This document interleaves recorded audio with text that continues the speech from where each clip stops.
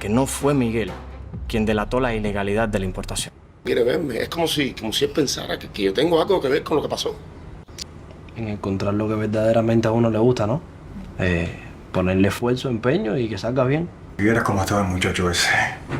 Y lo peor, solo, sin su familia. Bueno, si por él fuera, ya estuviera tocando con su quinteto. Tú sabes perfectamente que yo estaba muy enamorada de él. Y fue él el que terminó conmigo, el que me dijo que no fuera más a verlo.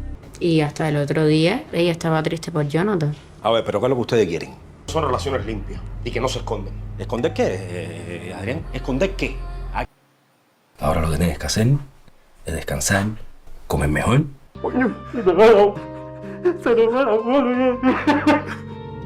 Hace mucho tiempo yo quiero hacerte una pregunta, pero necesito que me seas sincero. Et si toute votre vie n'avait été construite que sur un mensonge?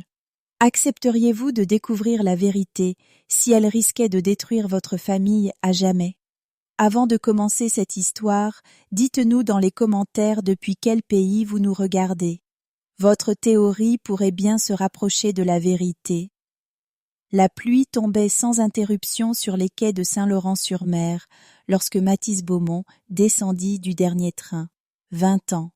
Voilà 20 ans qu'il avait quitté cette ville après la disparition mystérieuse de son père. Depuis ce jour, il s'était interdit d'y revenir. Pour toute la région, Pierre Beaumont était mort dans l'incendie de son chantier naval. Aucun corps n'avait pourtant été retrouvé. Les autorités avaient rapidement classé l'affaire. La famille avait tenté d'oublier. Mais Mathis, lui, n'avait jamais cessé de se poser une seule question. Pourquoi son père avait-il disparu quelques heures seulement après avoir affirmé qu'il avait découvert quelque chose que personne ne devait connaître? 2 jours auparavant, une enveloppe anonyme était arrivée dans sa boîte aux lettres. À l'intérieur se trouvait une vieille photographie, une clé en laiton et un billet manuscrit. Si tu veux comprendre ce qui est réellement arrivé à ton père, reviens avant dimanche. Après cette date, tout disparaîtra définitivement. Aucune signature, aucune adresse, seulement un symbole gravé dans un coin de la feuille, une rose entourée d'un cercle, le même symbole que Mathis avait aperçu lorsqu'il était enfant dans le carnet secret de son père. En sortant de la gare, il remarqua immédiatement une étrange agitation. Plusieurs rues étaient bloquées. Des ouvriers installaient des barrières autour de l'ancien chantier naval. Une immense banderole annonçait la prochaine démolition du site. Mathis resta figé. Si le chantier disparaissait, les derniers indices concernant son père disparaîtraient avec lui. Sans perdre une minute, il se dirigea vers les anciens bâtiments. Le portail principal était fermé, mais une ouverture dans la clôture permettait encore d'entrer discrètement. Le silence qui régnait sur les lieux était presque irréel. Les grues rouillées dominaient toujours les quais. Les ateliers semblaient abandonnés depuis des décennies. Pourtant, en observant attentivement le sol, Mathis distingua des traces de pneus toutes récentes. Quelqu'un continuait à venir ici. Au fond du hangar principal, il découvrit une vieille table métallique. Dessus reposait une lampe encore allumée. À côté, une tasse de café fumait encore. La personne qui occupait cet endroit venait de partir. Ou peut-être se cachait-elle encore dans le bâtiment. Soudain, un bruit métallique retentit derrière lui. Mathis se retourna brusquement. Personne. Puis son téléphone vibra. Numéro masqué. Après quelques secondes d'hésitation, il décrocha. Une voix de femme, calme mais pressée, murmura. « Ne restez pas ici. Ils savent déjà que vous êtes revenu. » Mathis voulut poser une question. La communication fut immédiatement coupée. À cet instant précis, toutes les lumières du hangar s'éteignirent. L'obscurité envahit complètement le bâtiment. Puis une lampe s'alluma au fond de l'atelier. Sous son faisceau apparaissait une silhouette immobile. L'homme ne bougeait pas. Il semblait attendre. Lorsque Mathis fit un pas en avant, l'inconnu prononça une seule phrase. « Tu ressembles de plus en plus à ton père. et c'est précisément ce qui va te mettre en danger. La silhouette resta immobile sous la faible lumière qui oscillait au plafond du hangar. Mathis distinguait à peine son visage. Seuls ses yeux semblaient refléter une étrange sérénité, comme s'il attendait cette rencontre depuis longtemps. « Qui êtes-vous » L'homme ne répondit pas immédiatement. Il observa lentement les alentours avant de s'assurer que personne d'autre ne se trouvait dans le bâtiment. Puis il s'approcha. « Si je te donne mon nom maintenant, tu ne me croiras pas. Ce qui compte, ce n'est pas qui je suis, mais ce que ton père m'a demandé de faire si tu revenais un jour ici. » Mathis sentit son cœur accélérer. « Vous connaissiez mon père » L'inconnu esquissa un léger sourire. « Bien mieux que tu ne peux l'imaginer. » Avant que Mathis puisse poser une nouvelle question, un bruit de moteur retentit à l'extérieur. Les deux hommes échangèrent immédiatement un regard. L'inconnu éteignit la lampe. Ils arrivent plus tôt que prévu. Par une fissure du mur métallique, Mathis aperçut 2 véhicules noirs pénétrer lentement dans l'enceinte du chantier naval. Les phares balayèrent les anciens bâtiments. Plusieurs personnes descendirent. Toutes portaient des vêtements sombres. Aucune ne semblait parler. Leur déplacement était parfaitement coordonné, comme s'ils connaissaient déjà chaque recoin du chantier. « Qui sont-ils » murmura Mathis. L'homme répondit sans quitter les véhicules des yeux. « Des gens qui ne veulent pas que certaines vérités survivent au-delà de cette semaine. » Le silence s'installa. Puis il tendit discrètement une petite boîte métallique à Mathis. « Garde-la sans jamais l'ouvrir ici. Promets-le-moi. » Mathis hésita. La boîte était étonnamment lourde. Aucun verrou, aucune inscription, seulement le même symbole représentant une rose enfermée dans un cercle, le même que celui figurant sur la lettre anonyme. Qu'y a-t-il à l'intérieur? La première preuve que ton père n'était pas celui que tout le monde croyait. À cet instant précis, une lampe torche éclaira brusquement l'entrée du hangar. Une voix résonna. « Fouillez chaque atelier. Il est forcément encore ici. » L'inconnu poussa discrètement Mathis derrière une ancienne machine. « Écoute-moi bien. Dans quelques secondes, nous allons nous séparer. Peu importe ce qui arrivera, ne cherche pas à me suivre. Va directement à l'ancien sémaphore au lever du soleil. Quelqu'un t'y attendra. Mais il n'y a plus de temps. » Des pas approchaient rapidement. Les faisceaux lumineux traversaient désormais tout le hangar. Sans prévenir, l'homme se leva volontairement. Il attira immédiatement l'attention des intrus. « Là-bas !» Les hommes se lancèrent à sa poursuite. Il disparut entre les anciennes grues pendant que Mathis demeurait caché, incapable de comprendre pourquoi cet inconnu venait de risquer sa vie pour lui. Quelques minutes plus tard, le silence revint. Le chantier semblait désert. Mathis attendit encore avant de sortir de sa cachette. Au sol, près de la machine où il s'était caché, brillait un petit objet métallique. C'était un ancien badge. Au dos figurait un nom, Gabriel Vernier. Sous ce nom, une date, 1998, et une mention étrange. Service des archives maritimes, niveau 4. Mathis fronça les sourcils. Il connaissait les archives municipales, les archives du port, mais il n'avait jamais entendu parler d'un niveau 4. En quittant discrètement le chantier, il remarqua une dernière chose. Sur le mur extérieur venait d'apparaître une inscription peinte à la bombe noire. Elle semblait fraîche, comme si elle venait d'être réalisée quelques minutes plus tôt. Les morts gardent parfois mieux les secrets que les vivants. Mathis resta quelques secondes devant cette phrase. Puis il serra la boîte métallique contre lui. Pour la première fois, il comprenait que son retour n'était pas seulement lié à la disparition de son père. Quelqu'un avait organisé chacun de ses pas, et depuis son arrivée à Saint-Laurent-sur-Mer, il n'était déjà plus libre de choisir son propre chemin. Le ciel commençait à s'éclaircir lorsque Mathis atteignit les falaises dominant Saint-Laurent-sur-Mer. Le vent soufflait avec une telle violence que les vagues semblaient frapper les rochers avec une colère inhabituelle. Dans son sac, la petite boîte métallique paraissait peser de plus en plus lourd. Depuis son départ du chantier naval, une seule question revenait sans cesse dans son esprit. Pourquoi son père avait-il confié cette mission à un inconnu plutôt qu'à sa propre famille? Le vieux sémaphore apparut enfin au sommet de la falaise.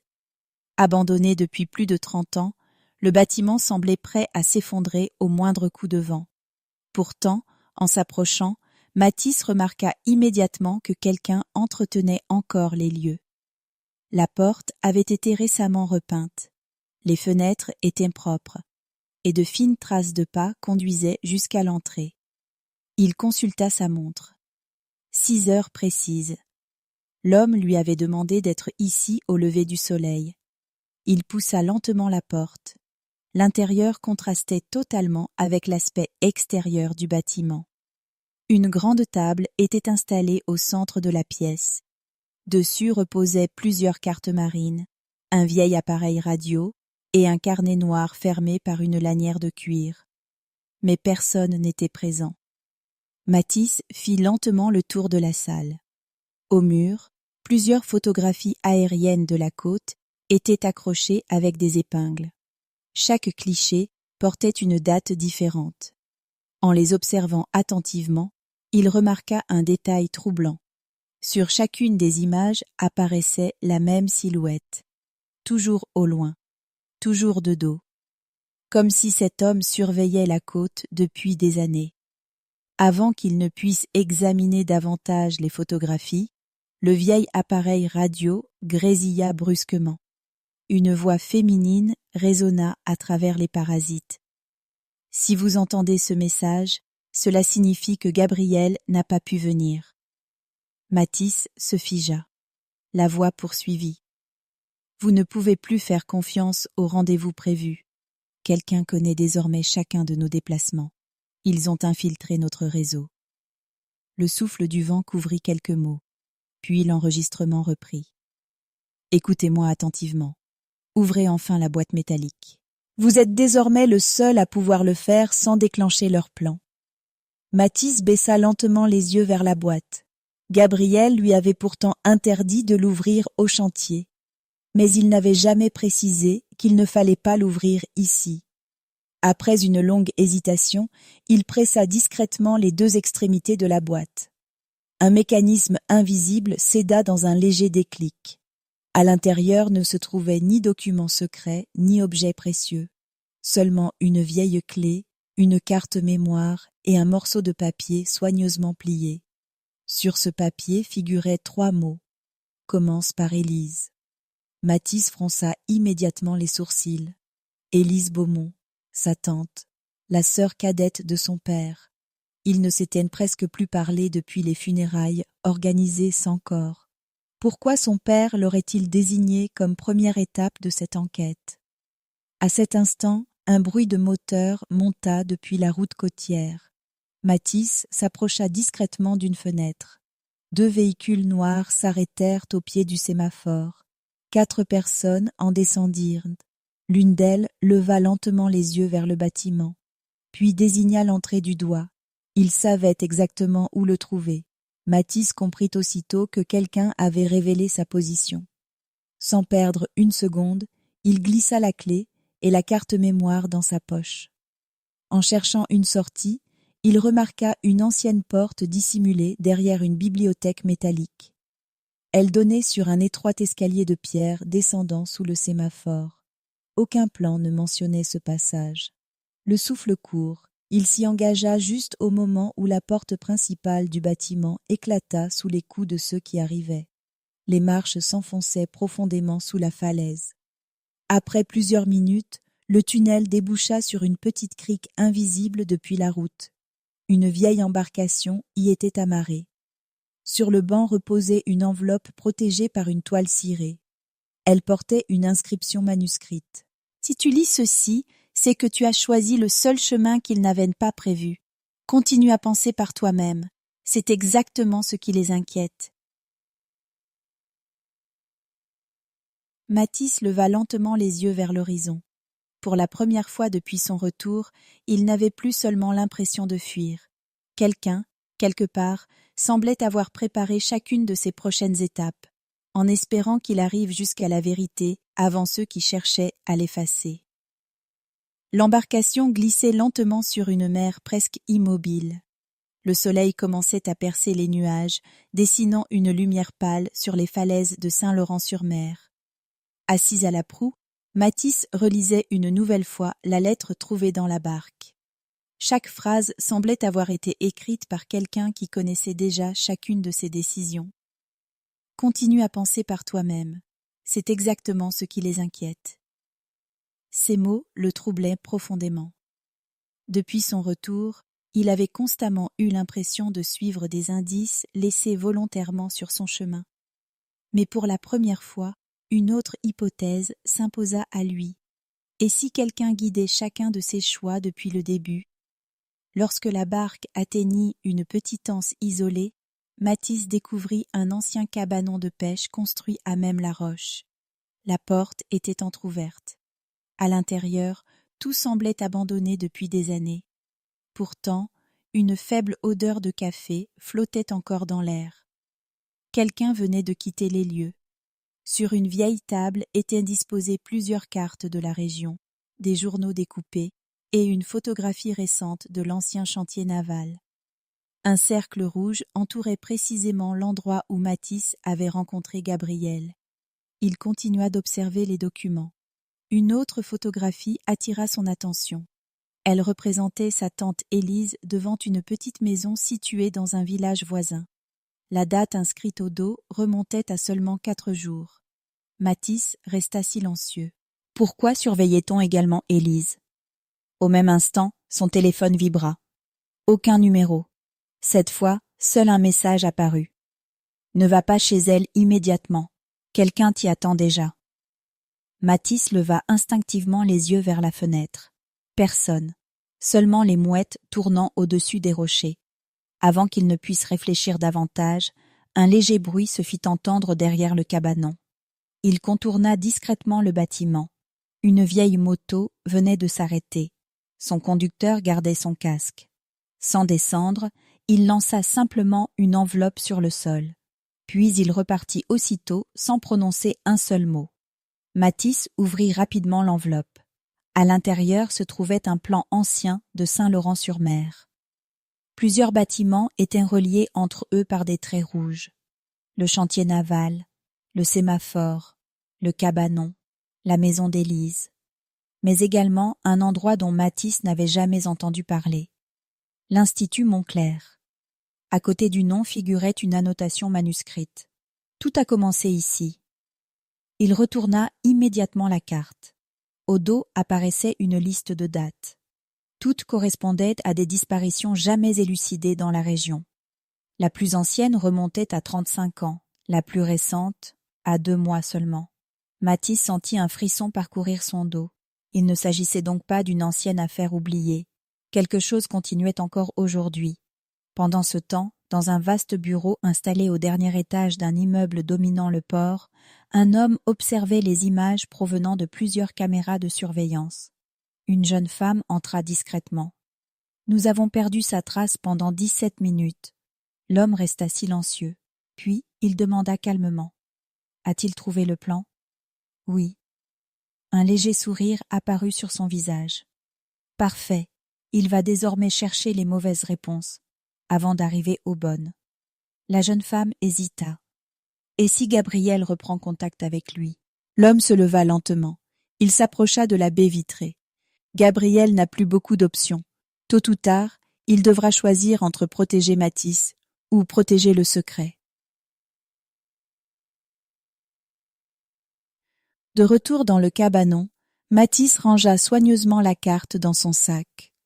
Son regard se posa une dernière fois sur la photographie d'Élise. Plus il avançait, plus il avait le sentiment que chaque personne de sa famille lui cachait une partie de la vérité. Mais une chose était désormais certaine. L'Institut Montclair représentait la prochaine étape, et quelqu'un semblait prêt à tout pour l'empêcher d'y parvenir. Au moment où il quitta le cabanon, il ne remarqua pas la silhouette immobile qu'il observait depuis le sommet de la falaise. L'inconnu attendit que Mathis disparaisse au loin, puis il sortit un vieux téléphone de sa poche.